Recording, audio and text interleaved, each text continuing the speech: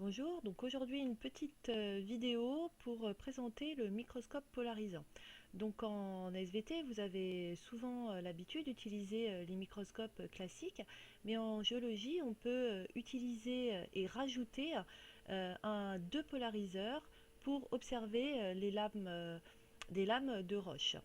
Alors pourquoi? Eh bien, tout simplement parce qu'on a certaines roches, comme ici le basalte, où les minéraux sont invisibles à l'œil nu. Il est donc très difficile de déterminer de quelle roche il s'agit, car il y a beaucoup de roches qui ressemblent au basalte. Donc on va observer de façon plus précise ce qu'il y a dedans en utilisant des lames minces de ces roches qui sont faites au laboratoire. Elles sont extrêmement fines et on va pouvoir les mettre sur le microscope.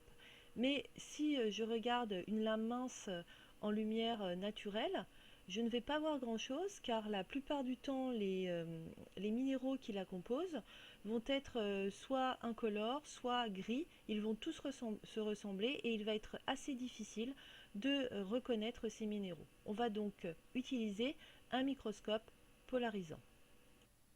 Alors en fait, dans un microscope polarisant, vous avez deux polariseurs qui sont en fait des films plastiques qui ont la particularité de ne laisser passer la lumière que dans un seul sens. En effet, la lumière naturelle se dirige dans toutes les directions et les polariseurs sont faits de telle sorte qu'ils vont laisser vibrer la lumière que dans une seule direction. Si on place deux polariseurs à la perpendiculaire l'un de l'autre, vous allez constater qu'il y a ce qu'on appelle une extinction. C'est-à-dire que la lumière ne passe plus. C'est ce qu'on a fait, on a fait le noir. Alors, l'intérêt, c'est que si on incorpore entre ces deux films plastiques, ces deux polariseurs, une lame, vous allez constater qu'on va pouvoir observer des minéraux avec des couleurs. Donc là, on place les deux polariseurs à l'extinction, donc on ne laisse pas lui passer la lumière, et on incorpore une lame. Et là, vous constatez tout de suite qu'il y a des couleurs relativement vives, et chaque couleur est caractéristique d'un minéral. Si on fait tourner la platine, vous voyez que certains minéraux ont aussi la propriété de changer de couleur. Chaque minéral a, euh, une, euh, a une couleur caractéristique que vous allez retrouver dans des fiches et dans lesquelles vont être marquées la lumière, les teintes que le minéral peut prendre en fonction s'il est en lumière polarisée, s'il est en lumière polarisée analysée, et les différentes couleurs qu'il peut prendre quand on tourne la platine. Vous ne pouvez pas le deviner, hein, donc on a des fiches faites pour ça. Donc là, c'était la théorie. Voilà un microscope qui va être équipé d'un polariseur et d'un analyseur. Alors, la première film plastique, qu'on appelle le polariseur, est placé sur la lumière en bas et au niveau de la lumière directe. Alors, dans un microscope polariseur analyseur, le polariseur est la plupart du temps mis déjà en position sur la lumière qui est tout en bas. Si ça n'est pas le cas, on vous donnera un polariseur à mettre.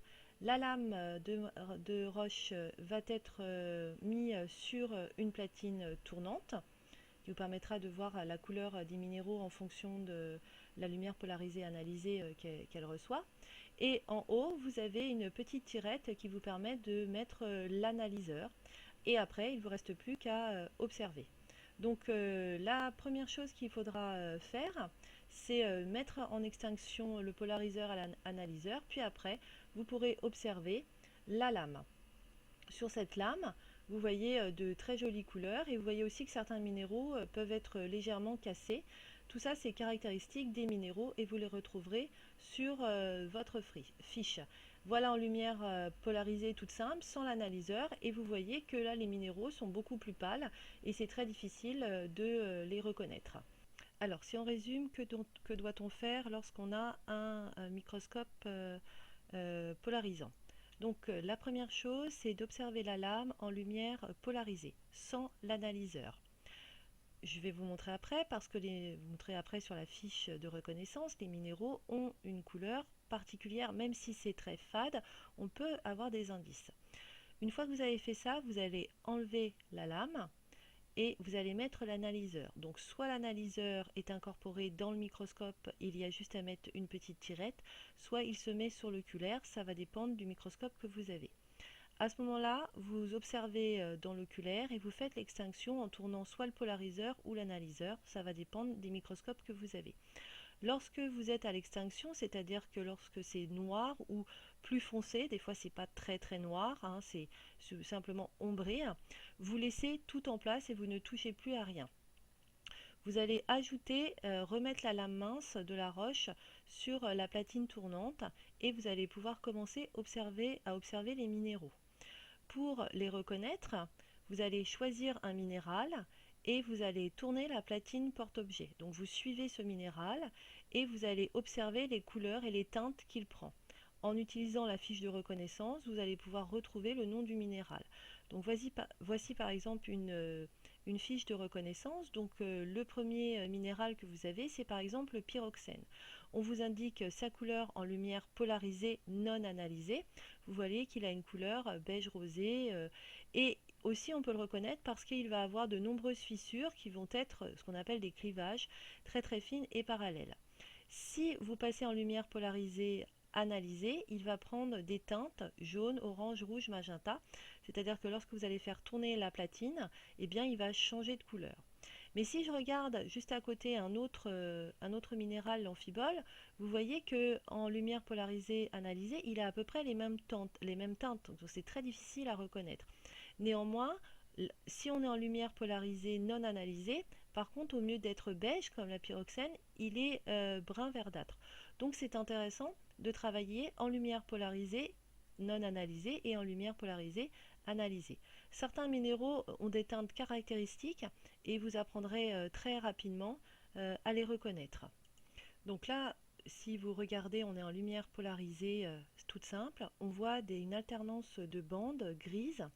Et lorsqu'on passe en lumière polarisée analysée, on voit des bandes gris et plus foncées.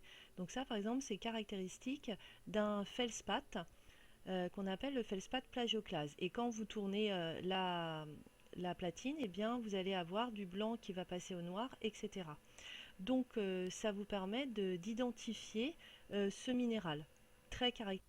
Donc là, vous avez une lame de basalte. Donc vous pouvez voir au fond du verre, donc c'est ce qui est en noir, c'est donc du magma non cristallisé. Et on reconnaît parfaitement bien aussi de nouveau les feldspaths plagioclase parce qu'ils ont une forme caractéristique de forme de baguette. Donc d'une part par leur couleur blanc et noir avec cette alternance de parties noires et de parties blanches, le fait qu'en lumière polarisée, analysée et en faisant tourner la platine, ils vont changer de couleur, ainsi que leur forme, me permet de dire qu'il s'agit de feldspath plagioclase. Vous voyez sur le côté à droite un minéral brun, et bien il s'agit d'un pyroxène. Et vous voyez un minéral très coloré en haut dans les teintes rose, bleu, il s'agit d'une olivine. Donc avec un microscope polarisant, on peut définir qu'il s'agit d'un basalte puisqu'il y a une association de feldspath plagioclase, de pyroxène, d'olivine, tout ça dans un verre. Donc c'est une roche qui n'a pas entièrement cristallisé et donc on peut en déduire qu'il s'agit d'un basalte.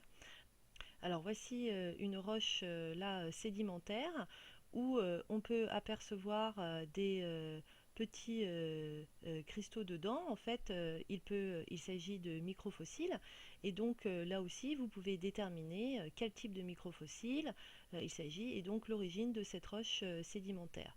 Donc avec un microscope polarisant, on va pouvoir observer en détail les roches et déterminer évidemment les minéraux présents, mais aussi l'histoire de ces roches.